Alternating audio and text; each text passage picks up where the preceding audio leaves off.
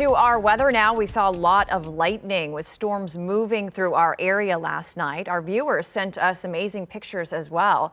Look at this one from Josh Kravitz. It shares this shot from Helotes of lightning branching across the night sky.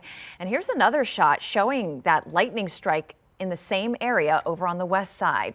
And Ty Eggleston sent us this shot from Converse. Incredible.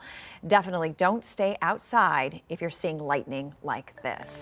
Meantime, this is what it looks like right now. Weather Chief Bill Taylor, we have an active radar right now. Yeah, we haven't seen anything too heavy over the last couple of hours, Easties, and nothing severe. But here's a look at the rain that you're going to have to keep in mind for the evening plans, because here we are at 6 o'clock, getting into the heart of rush hour, and we still have some pretty good rain falling from Helotes, stretching across 1604 to nearly Schertz, but also up 281 through Timberwood Park and into Comal County. Then look south from downtown with some moderate showers. The intensity picks up as you move to Atascosa County near Pleasanton and eastern Atascosa County. And notice how that line's beginning to bow out a little bit.